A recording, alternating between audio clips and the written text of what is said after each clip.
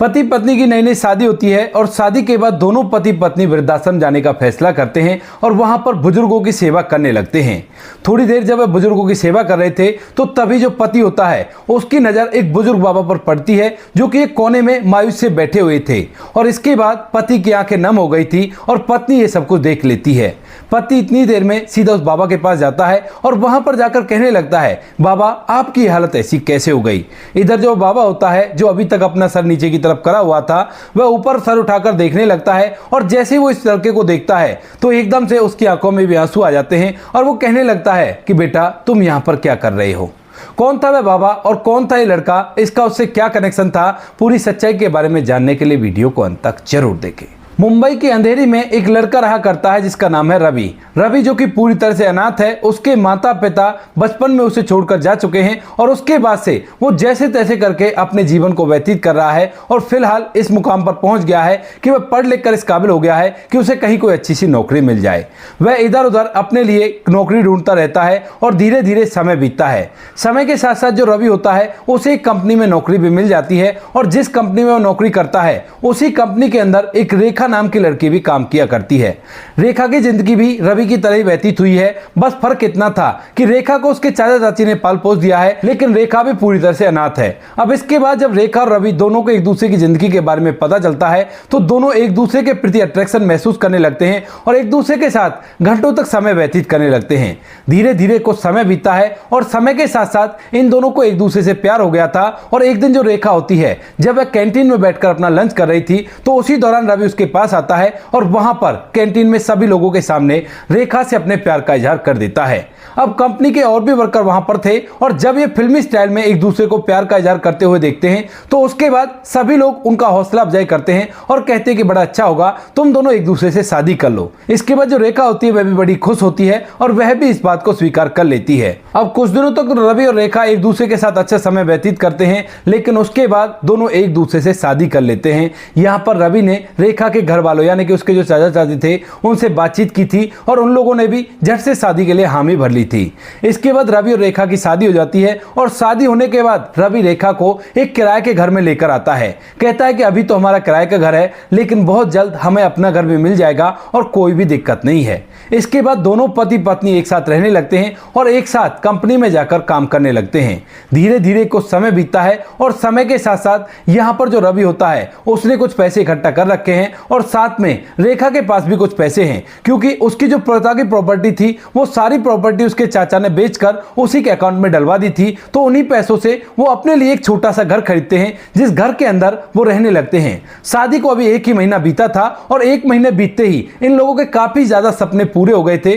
क्योंकि अपने घर का सपना ये काफी दिनों से देख रहे थे लेकिन एक होने के बाद एक महीने बाद ही इन दोनों के सपने पूरे हो गए। तो उसके बाद रेखा बड़ी खुश होती है और खुश होने के बाद रवि से कहने लगती है कि अगर आपको कोई आपत्ति ना हो तो क्या हम लोग वृद्धाश्रम चलें। अब इस बात को सुनकर रवि पूछने लगता है कि क्या हुआ और क्यों तुम्हें वृद्धाश्रम जाना है। तो यहाँ पर रेखा बताती है कि मेरे माता पिता नहीं है ना तो मैं बार बार बीच के टाइम में भी टाइम निकालकर वृद्धाश्रम जाया करती थी और बुजुर्गों की सेवा किया करती थी। वहां पर जाकर एक अलग सा सुकून मिला करता है और इसी वजह से मैं आपको वृद्धाश्रम ले जाने के लिए बोल रही हूँ। अब इस बात को सुनकर जो रवि होता है वह भी इस बात के लिए हामी भर लेता है और वह भी खुशी खुशी अपनी पत्नी के साथ एक दिन वृद्धाश्रम जाने का फैसला करता है। दोनों पति पत्नी छुट्टी वाले दिन वहां से वृद्धाश्रम जाते हैं जो यहां से लगभग 7 से 8 किलोमीटर दूर था और उसमें जाकर बुजुर्गों की सेवा करने लगते हैं। बड़े खुश प्रतीत हो रहे थे लेकिन तभी अचानक से जो रवि होता है उसकी नजर उस वृद्धाश्रम के कोने में पड़े हुए बिस्तर पर पड़ती है जिस पर एक बुजुर्ग बैठा हुआ था लेकिन उसका सर नीचे की तरफ था और वह ज्यादातर जमीन को देख रहा था। अब इसके बाद जो रवि होता है उसको गौर से देखने लगता है और थोड़ी देर गौर से देखने के बाद वह उसे एकदम से पहचान जाता है और उसकी आंखों में आंसू आ जाते हैं। यहाँ पर जो उसकी पत्नी रेखा होती है वह अपने पति को देख लेती है और देखने के बाद पूछने लगती है कि क्या हुआ, तुम्हारी आंखें नम कैसे हो गई। लेकिन इससे पहले ही जो रवि होता है वह सीधा उस बुजुर्ग के पास चला जाता है और वहां जाकर कहने लगता है कि बाबा आप यहां पर कैसे और आपकी हालत ऐसी कैसे हो गई। अब उसके बाद वो जो बुजुर्ग बैठा हुआ था जो नीचे की तरफ सर कर रखा था जिसने, वह ऊपर सर उठाता है और जैसे ही यहां पर रवि को देखता है तो एकदम से उसकी भी आंखें नम हो जाती हैं और वह एकदम से हिलकी भर भर कर फूट फूट कर रोने लगता है। रवि उसे चुप कराता, कहता है कि बाबा चुप हो जाओ और इस सबको देखकर वहां के कुछ बुजुर्ग भी और साथ में जो उसकी पत्नी रेखा होती है वह भी वहीं पर आ गई थी, क्योंकि उसकी समझ में नहीं आ रहा कि यह बुजुर्ग कौन है और रवि इसे कैसे जाना करता है। बहुत कुछ वह अपने दिमाग में सोच रही थी और साथ में सारा के सारा नजारा देख रही थी। उसके बाद जो रवि होता है वह बाबा को चुप करता है और पूछने लगता है कि बाबा आप यहां पर कैसे और क्या हुआ आपको जो आपको यहां पर रहना पड़ रहा है। तो उसके बाद यहां पर जो बुजुर्ग व्यक्ति होता है जिसका नाम रंजीत सिंह होता है वो कहने लगता है कि बेटा मैंने जिन बच्चों को अपनी जिंदगी माना उन बच्चों ने ही मेरे साथ ऐसा कर दिया, अब मैं करूं तो क्या करूं। उन्होंने मुझे यहां पर छोड़ दिया है और मेरा जो बिजनेस पहले चला करता था, जिस काम को मैं किया करता था, अब बुढ़ापे की वजह से उस काम को तो नहीं कर सकता, तो मजबूरन मुझे यहां पर रहना पड़ रहा है। यहां पर इस बुजुर्ग को लगभग 2 महीने पहले लाया गया है और 2 महीने से लगातार चुपचाप ही रहा करते हैं और बुजुर्ग इस बात को कहने लगते हैं। तभी जो रवि होता है वो कहने लगता है कि ठीक है बाबा, अगर ऐसी बात है तो आप हमारे साथ चलो, क्योंकि मैं और मेरी पत्नी दोनों कमाया करते हैं और आप अगर हमारे साथ रहोगे तो हमें बड़ा ही अच्छा लगेगा, क्योंकि हमारे आगे पीछे कोई भी नहीं है। इस बात को सुनकर जो बुजुर्ग व्यक्ति होता है वह रवि की तरफ देखता है और कहने लगता है कि बेटा क्या तुमने शादी कर ली। तो उसके बाद रवि अपनी आंखों के आंसू को पहुंचता है और कहता है कि हाँ बाबा मैंने शादी कर ली और ये रही मेरी पत्नी, मिलो मेरी पत्नी से, इसका नाम रेखा है और इसके माता पिता भी इसे बचपन में छोड़कर चले गए थे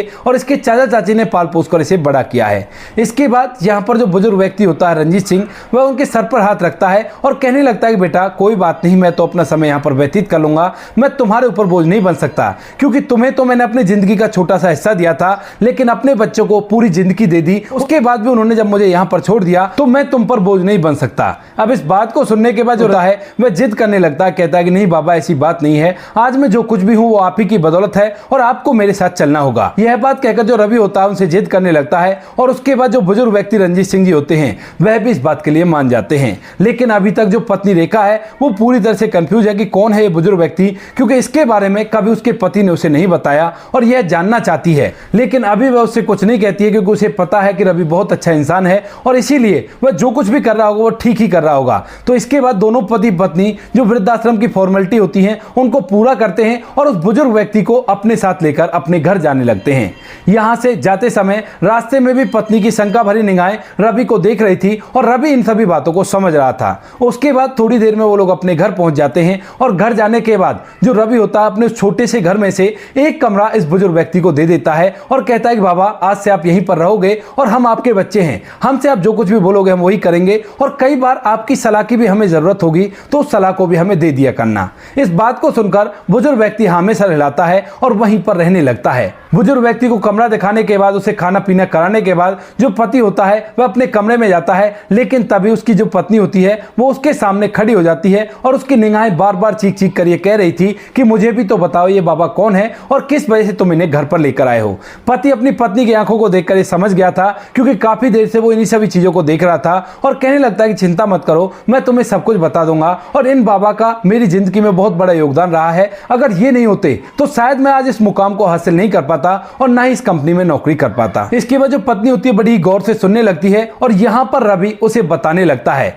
वह कहता है कि आज से तकरीबन 15 साल पहले मैं जब एक छोटा बच्चा था तो मुझे बहुत जोर से भूख लगी थी और मैं एक होटल पर जाकर खड़ा हो जाता हूँ। मेरे पास पैसे तो नहीं थे, लेकिन मेरे पेट में भूख जरूर थी और उस भूख के कारण जो लोग भी वहां पर खाना खा रहे थे मैं सभी की तरफ अजीब निगाहों से देख रहा था। देखने से मुझे लग रहा था कि मानो अभी के अभी मुझसे कोई कह दे कि आकर खाना खा लो तो मैं झट से अपना पेट भर लूंगा और कोई भी दिक्कत नहीं होगी। तभी वहां पर ये बुजुर्ग व्यक्ति जिनका नाम रंजीत सिंह है वह वहां पर आते हैं और वहां पर आने के बाद उस होटल पर बैठकर एक थाली का ऑर्डर करते हैं जो कि स्पेशल थाली उस होटल की थी। इसके बाद जो वो बुजुर्ग व्यक्ति रंजीत सिंह जी होते हैं वह अपने ऑर्डर के आने का वेट कर रहे थे, लेकिन तभी अचानक से उनकी नजर उस लड़के रवि पर पड़ती है जो कि अनाथ है, इधर उधर ऐसे घूमा करता है और यहाँ पर सभी लोगों को खाना खाते हुए बड़ी अजीब निगाहों से देख रहा है और उसे देखते ही पता चलता है कि यह बच्चा काफी ज्यादा भूखा है। अब यहाँ पर जो रंजीत सिंह जी होते हैं उतनी ही देर में उनका खाना आ जाता है, लेकिन जैसे ही उनके सामने उनकी थाली आती है तो यहाँ पर जो बुजुर्ग व्यक्ति रंजीत सिंह जी होते हैं वह उस बच्चे की तरफ इशारा करते हैं और उसे अपनी तरफ बुलाते हैं। जैसे यहाँ पर रवि की तरफ रंजीत सिंह जी ने इशारा किया था तो वह एकदम से भागा दौड़ा उनके पास आ जाता है और यहाँ पर आने के बाद रंजीत सिंह जी उससे पूछने लगते हैं कि बेटा क्या खाना खाओगे। तो उसके बाद रवि झट से हाँ में सर हिलाता है और कहता है कि हाँ खाना खाऊंगा। इसके बाद जो रंजीत सिंह जी होते हैं वह अपनी उस थाली को जो उन्होंने अपने लिए मंगाई थी उसको आगे की तरफ सरका देते हैं और यहाँ पर इस बच्चे को बिठाकर खाना खिलाने लगते हैं। यह सब कुछ होटल का जो मालिक होता है वह देख लेता है और एकदम से उस बुजुर्ग व्यक्ति से कहने लगता है कि यहाँ पर मुफ्त में खाना नहीं मिला करता, पैसे लगते हैं और इसके पैसे तुम्हें देने होंगे। तभी जो रंजीत सिंह जी होते हैं वो अपनी जेब से एक 100 रुपए का नोट निकालते हैं और उस होटल मालिक के हाथ पर रख देते हैं। कहते हैं कि वैसे तो तुम्हारी थाली 80 रुपए की है लेकिन मैं तुम्हें 100 रुपए दे रहा हूं और इन पैसों को इस बच्चे की तरफ से टिप समझो। इस बात को सुनकर होटल मालिक एकदम से चुप हो जाता है क्योंकि वह सोच रहा था कि कहीं ऐसा तो नहीं ये इस बच्चे को खाना खिलाकर इस थाली में कंसेशन मांगने लगे और इसी वजह से उसने ऐसा कहा था। होटल मालिक अपने काम में लग जाता है लेकिन इतनी देर में जैसे रंजीत सिंह जी पीछे मुड़कर देखते हैं तो उस छोटे से बच्चे ने वो पूरा खाना सफा कर दिया था क्योंकि उसे बहुत तेज भूख लगी थी। अब यह सब कुछ देखकर जो रंजीत सिंह जी होते हैं उन्हें उस बच्चे पर तरस आ जाता है क्योंकि इस बच्चे के ही बराबर के उसके भी 2 बच्चे हैं और वो अच्छे से स्कूल में पढ़ने के लिए जाया करते हैं और उनकी देखरेख के लिए वह दिन रात एक किया करते हैं। रंजीत सिंह जी उस बच्चे रवि से पूछने लगते हैं बेटा क्या हुआ, क्या तुम्हारा कोई अपना नहीं है। तो उसके बाद जो बच्चा है वो कहने लगता है कि नहीं बाबा मेरा कोई अपना नहीं है, मेरे माता पिता की मौत तो बचपन में ही हो गई थी और उसके बाद मैं इधर उधर घूम कर ही अपना समय व्यतीत किया करता हूँ। जहां से कुछ खाने के लिए मिल जाता है तो खा लेता हूँ और कोई भीख में कुछ दे देता है तो उसी से अपना गुजारा किया करता हूँ। यह बात देखकर रंजीत सिंह को और भी ज्यादा उस बच्चे पर तरस आने लगता है और इसके बाद रंजीत सिंह जो होता है वह अपने साथ उस बच्चे को लेकर सीधा उस गैरेज पर पहुंच जाता है जो कि उस खुद का गैरेज है और वहां पर वह गाड़ियों की रिपेयरिंग किया करता है। वहां पर जाने के बाद जो रंजीत सिंह जी होते हैं वह उसे एक जगह बिठाते हैं और बिठाने के बाद उससे और भी ज्यादा बातचीत करने लगते हैं। पूछते हैं उसके बारे में कि किस तरह से वो रहा करता है, वो पढ़ाई लिखाई किया करता है या नहीं किया करता।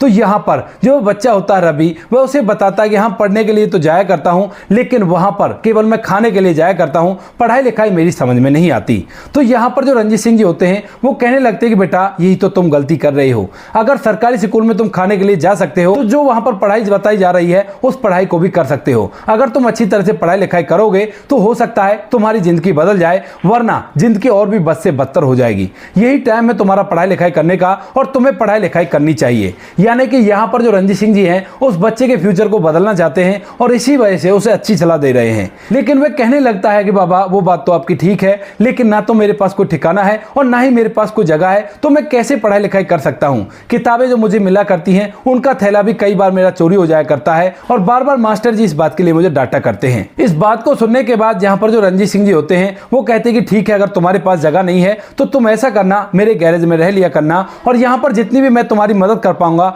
उतनी मदद करूंगा और तुम्हें एक टाइम का खाना मैं यहाँ से खिला दिया करूंगा और छुट्टी के दिन दोनों टाइम का खाना मैं खुद खिला दिया करूंगा। इस बात को सुनकर जब रवि ये देखता है कि उसे खाना मिल रहा है तो वह भी यहाँ पर रहने के लिए तैयार हो जाता है और वहीं पर रहकर अपनी पढ़ाई लिखाई को करने लगता है। रोज के रोज रंजीत सिंह जी उसे पढ़ाई के लिए और भी ज्यादा मोटिवेट किया करते हैं और उसे बताया करते हैं कि पढ़ाई में कितने गुण हुआ करते हैं। तो यहाँ पर जो रवि होता है वह धीरे धीरे पढ़ाई में और भी ज्यादा मन लगाने लगता है और जैसे उसकी स्कूली पढ़ाई कंप्लीट होती है तो उसके बाद जो रवि होता है वह अपने लिए छोटा मोटा काम ढूंढने लगता है और अब फिलहाल वह उस गैरेज में नहीं रहना चाहता। कहता है कि बाबा आपने बहुत सहारा दिया, यही काफी है और अब मैं अपने लिए अपना कमरा ढूंढ लूंगा और उस कमरे के अंदर रह लूंगा क्योंकि मैं इतना कमा लिया करता हूं। इस बात से रंजीत सिंह को भी बड़ी खुशी होती है और वो कहने लगते हैं कि बेटा जिंदगी में कभी भी तुम्हें मेरी जरूरत पड़े तो बेशक से मुझे बता देना और कभी भी इस बात का ये मत सोचना कि मैं क्या सोचूंगा, मैं तुम्हारी मदद करने के लिए हमेशा तैयार रहूंगा और कोई भी परेशानी नहीं है। यहाँ पर जो रवि होता है वह अपने उस किराए के कमरे में रहने लगता है और धीरे धीरे करके वह अपनी आगे की कुछ और पढ़ाई करता है और पढ़ाई करने के बाद एक कंपनी में नौकरी कर लेता है। यह बात कहते कहते रवि को अपने बचपन के वो पल याद आ गए थे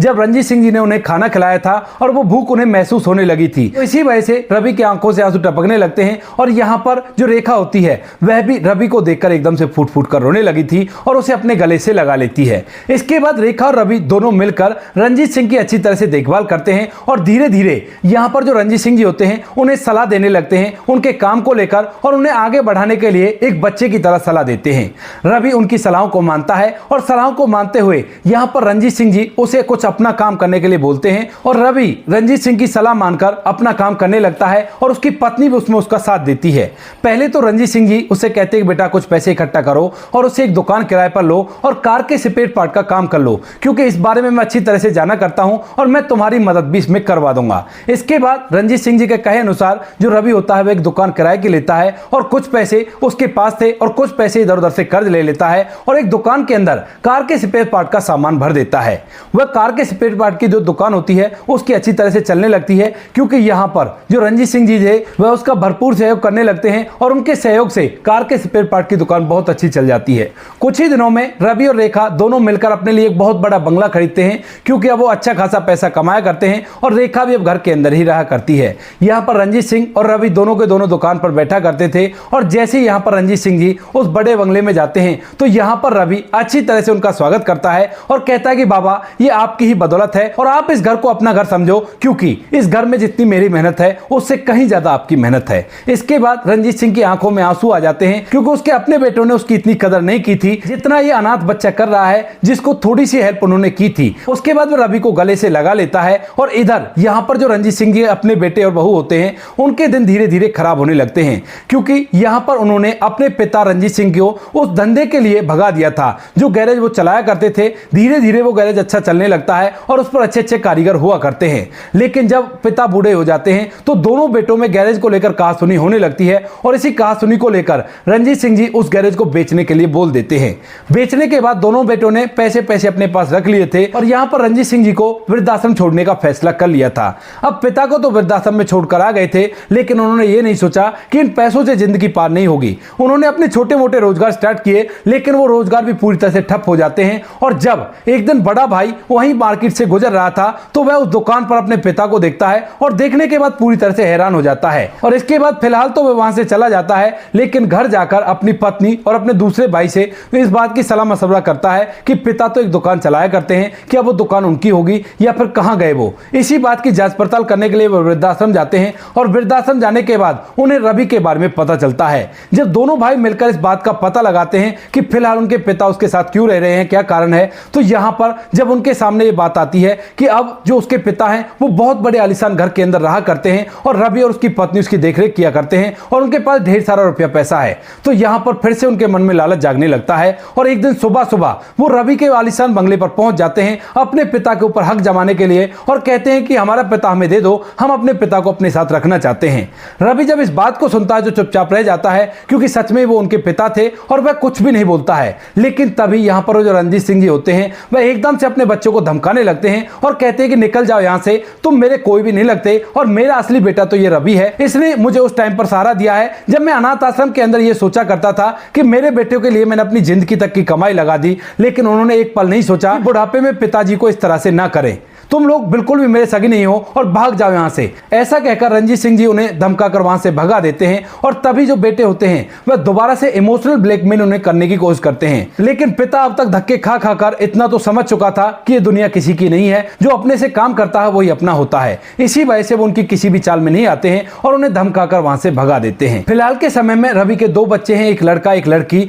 और उन बच्चों को जो बुजुर्ग रंजीत सिंह जी होते हैं वो अच्छी तरह से खिलाया पिलाया करते हैं। हालांकि वो थोड़े से बीमार रहने लगे हैं, घर पर रहा करते हैं, लेकिन यहाँ पर बच्चों की वजह से उनका अच्छी तरह से मन लग जाता है और कोई भी कैसी भी दिक्कत नहीं है। इधर जो उनके बेटे हैं उनके बारे में कई बार यहाँ पर रवि ने उनसे कहा है कि आपके बच्चों की हालत काफी ज्यादा खराब है और वो पूरी तरह से गरीब हो गए हैं, उनके ऊपर काफी सारा कर्जा है, तो आप कहो तो उनको थोड़ा सा सहारा दे देते हैं। लेकिन रंजीत सिंह जी बार बार मना कर दिया करते, कहते कि नहीं बेटा, ये दौलत तुम्हारी है और तुमने अपनी मेहनत से कमाई है, इस दौलत पर उनका कोई भी हक नहीं है, जो उनका था वो उन्हें मिल गया और मैं कब तक उनको ऊपर उठाने की कोशिश करूंगा, क्योंकि कुछ दिनों में जब मैं इस दुनिया से चला जाऊंगा तो उसके बाद भी तो उन्हें इसी तरह से रहना है, तो उन्हें ऐसे रहने दो, कोई भी परेशानी नहीं है। तो दोस्तों ये थी आज की कहानी, आपको जैसी भी लगी हो कमेंट सेक्शन में बता देना। वीडियो अगर अच्छी लगी हो तो वीडियो को लाइक और चैनल को सब्सक्राइब जरूर करें, ताकि हमें थोड़ा सा हौसला मिल सके आप लोगों के लिए ऐसे अच्छे वीडियो बनाने के लिए। इन कहानियों को सुनाने का उद्देश्य किसी को परेशान करना बिल्कुल भी नहीं है, ये कहानी आपको इसलिए सुनाई जाती है ताकि आप लोग इन कहानियों में से